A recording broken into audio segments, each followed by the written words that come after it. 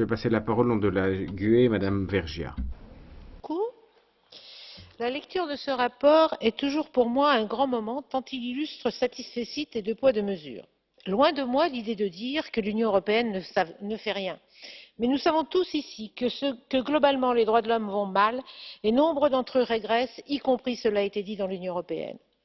Quelques exemples parlants, me semble-t-il. Entreprises et droits de l'homme. On sait combien les entreprises européennes bafouent les droits de l'homme dans le monde, combien il a été difficile pour l'UE de participer aux travaux de l'ONU sur la création d'un outil contraignant en ce domaine, combien elle fait tout pour en minimiser la portée.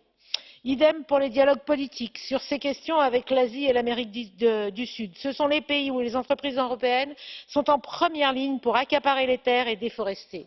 Le Brésil est cité en exemple, là où un tiers de la forêt amazonienne a été détruite, sans parler des populations locales déplacées, voire assassinées. En quoi l'Union européenne a-t-elle fait évoluer les choses? Même chose pour les efforts de soutien à la CPI. On cite une déclaration de la haute représentante de novembre 2017 sur la visite de M. El-Béchir en Ouganda, en Russie et au Tchad. Mais l'Union européenne coopère avec le Soudan et le légitime au niveau international grâce au processus de Khartoum. Et que dire du cynisme sur les politiques migratoires? On se félicite des vies humaines sauvées en oubliant les morts en Méditerranée, près de 15 000 en 3 ans, dans le désert, mais aussi sur le sol de l'Union européenne. Des personnes refoulées, expulsées, y compris vers des dictatures telles que le Soudan. Même chose encore quand on se félicite d'une déclaration de Mme Aung San Suu Kyi sur les Rohingyas et, plus drôle, oserais-je dire, du dialogue sur les droits sociaux avec Cuba. Tout cela manque de modestie, de réalisme et pour le moins d'un minimum de sens critique.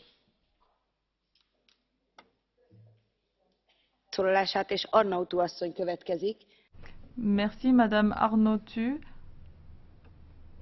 au nom du groupe ENL. Je vous en prie. Merci Madame le Président.